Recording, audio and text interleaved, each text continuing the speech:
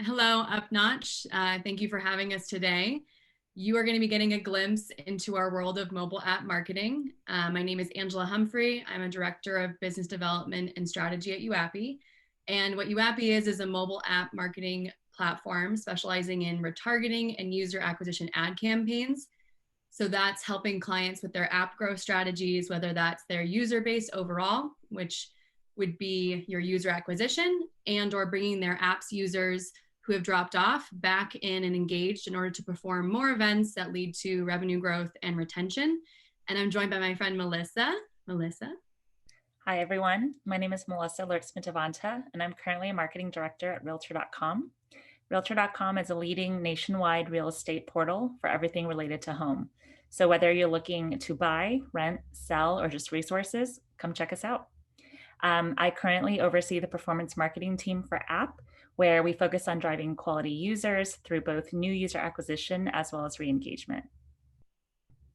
So just to kick it off, Melissa, I think it would be helpful to know for everybody, what kind of marketing initiatives do you implement for your mobile app growth strategy at Realtor.com? The way I like to approach marketing is really a portfolio of strategy and tactics. A sound portfolio to me includes doing a variety to acquire, engage, and re engage a user, and also expand upon what actually works. So that means having a combination of different channels because they all have different qualities, they all cost different amounts, they have different targeting capabilities, etc.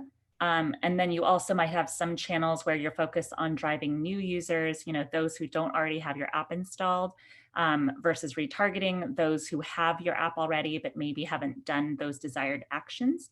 And then we run both because we have concurrent goals that we're balancing. So Yes, that's we see the kind of value in running both for sure.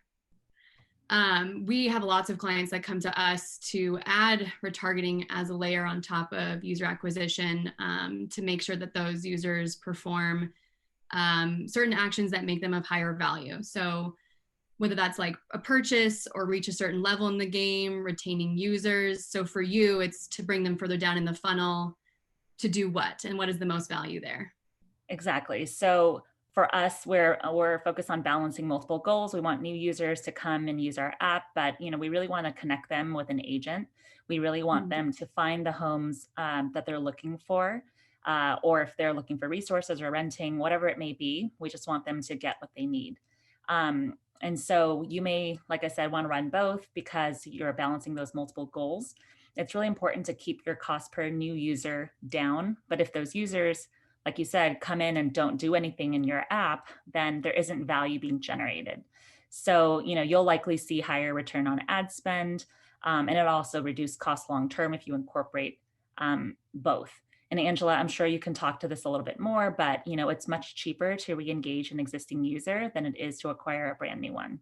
Yes, exactly. I think you're more likely to have that user perform the action that you want because they're already more familiar with the app. They've done things before in the past. You just want to have them come back in and do more things within and have that engagement for a Right. longer And I think, period. you definitely need to have that solid base of users to build upon. Otherwise, you don't have anyone to retarget, right? But you also need to have retargeting because let's face it, we live in a world full of choice. There are a lot of considerations for consumers nowadays when it comes to what products or apps that they're using. It's all about reaching that right user at the right time, being relevant, providing them with the recommendations that they need, and continue to show that value relationship building to those folks that you've already acquired. Yeah. And with that, what we can touch on would be the creative messaging, since, like you said, we have so many options. So, how do you be the most relevant and what is the importance of creative messaging? Messaging and creative are super important, right? It's the first interaction that you have with that user. And so, our messaging will change slightly as we try to acquire or appeal to different audiences, but overall, our value props remain the same, right? Because that they're typically constant because it's true to what your product offering is. Um, for us, millennials are the largest group of home buyers today, and it's really figuring out how do we appeal and be relevant to those audiences. So then when you run your re-engagement campaigns versus UA campaigns, how does that messaging change? I love that you asked that because I think that it's something we're constantly trying to fine tune. For a new user who doesn't know your product, who maybe doesn't have your app downloaded or hasn't been to your site, you really need to showcase why they should give it a try. Right? What is the product that you're offering? Having your name and logo really prominent so they know this is a Realtor.com ad.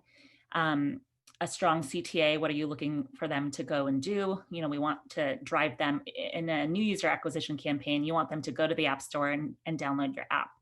And then also really driving those key values and benefits. Why do you stand out amongst your competitors? Why should they give it a try? And then with retargeting, these are folks that already have your app installed or been to your site, so you don't need to be as introductory. Maybe it's more, since they're familiar already, it's more about what product features do you have that are maybe brand new, reminding them to come back to go where they left off. Or maybe it's providing some new product recommendations, right? For us, if you've been browsing some homes in your area, we want to be able to showcase other similar homes so that provides value for you. One thing, I think we refresh creative pretty constantly, but it really could be weekly or monthly depending on your budgets and volume. You basically don't want to hit ad fatigue. And so I think something that's been really difficult is just how do you scale that, right? So we have internal creative teams, but we also rely on partners to help us with that. Yeah. So I think that's very common as well on our side. We take that upon ourselves as well. And I agree with you about the cadence and frequency. So every other week, once a month for a creative refresh to, avoid any sort of, like you said, ad fatigue. So we're able to change that out for our clients. And that's been super helpful because I know that even just for retargeting, updating the call to action button on the ad itself could just be enough to change out and have it be more retargeting focused, for example. So we're able to do, resizing, editing, or a full build out, just because we know that sometimes that turnaround time and having it be swapped as often can be very tiresome for the rest of the brand team and how they need to, work on that. And that's great that you guys offer services like that. We really value those partnerships where we can work together to ensure we have more regularly refreshed assets, and we're bringing that back to our team to approve internally, of course.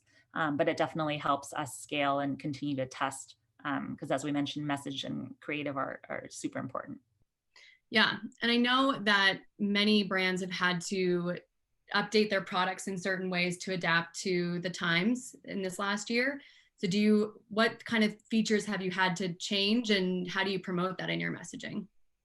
So what we're seeing is that real estate, it's been really alive and thriving, right? People are still moving, they're still interested in buying homes, selling their current homes, et cetera. But the difference really is the manner in which they're going about it. With staying home, it's key to have certain product features like virtual tours, being able to communicate with an agent or a text, more easily go through resources on and guides on how to get through the home journey. Basically, anything that we can do to provide value, especially as the times have changed. Yeah, and I'm in the middle of a move myself, so I think having the ability to do virtual tours is super helpful. And knowing that at firsthand makes you have an advantage against competitors if need be or what have you. So that's great that you promote that, and it's more in the millennial spaces like me. Yeah, you're gonna be on your home buying journey. Yeah. So then as far as the seasonality for your brand, what were higher seasons and pushes for Realtor.com? Obviously holiday season is more e-commerce focused. So maybe you can speak to more of what you do when your brand is in a season low versus high. Yeah, so for us, it might be a little bit different. I mean, our high seasons are really going to be spring going into summer when people are, school is out, families are moving and thinking about that more. And then the slower times for us would be kind of the winter time where, that home buying might not be top of mind. You might be more interested in family gatherings and holidays and all of that. And so, and also you're competing with all the e-commerce during this time. And so we tend to not compete too heavily during this period because we're not going to get as much bang for buck. You know, the CPMs for advertising are going to be much higher. We'd rather wait after that so that we can get more bang for buck.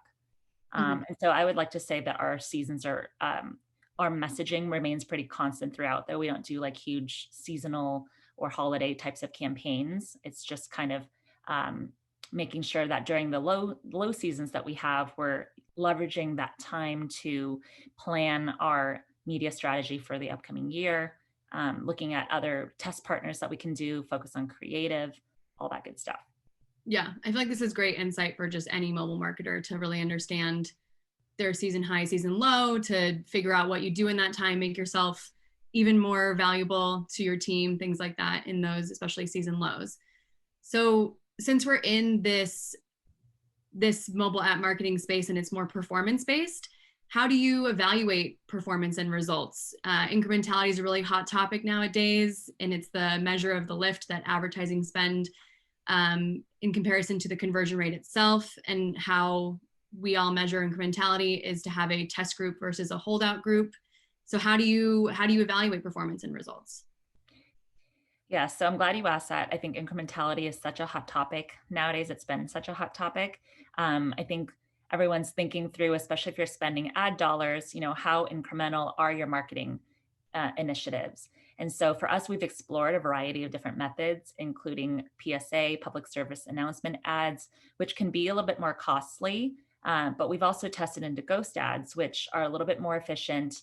And then we're starting to explore more geo-based tests. So I think whatever you do, incrementality and continuous testing is really important, because you have to be able to answer the questions internally, which is, you know, are your marketing initiatives driving value? And is it incremental to whatever you're trying to measure, whether that's, you know, more downstream leads, purchases, what have you. Yeah, when you mentioned ghost bidding, as a vendor, that's the methodology that we use. So we don't even show the ad to that control group, and we usually do a 10% control and a 90% test. And it's an always on strategy. So it's something that we always recommend to our clients. We have it on anyways, even if they don't request it. So we want to have that knowledge ourselves, even to just be like, how are we doing for our clients? And then if they ask to like have that presented, then we do. And that's typically a request, is to do that. And we usually run it after like a 4-week ad campaign as a vendor to these clients. But they seem to find a lot of value with like the always on incrementality using the ghost bidding.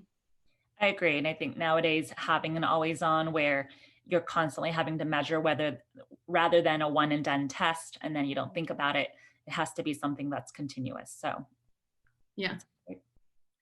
Well, I feel like we learned a lot today, Melissa, don't you? Certainly. So what we learned was understanding your goals as a mobile marketer, and how a vendor can meet that, what your app particularly needs to succeed, and how a vendor can meet those performance goals, implementing certain initiatives, having your creative messaging appeal to your user base, and having that be something that you refresh and adapt. We also covered brand seasonality, highs and lows, and how performance is evaluated from both sides. So I want to thank Melissa and UpNotch for having us today, and have a great day. Thank you so much for having me. Bye, Melissa. Bye.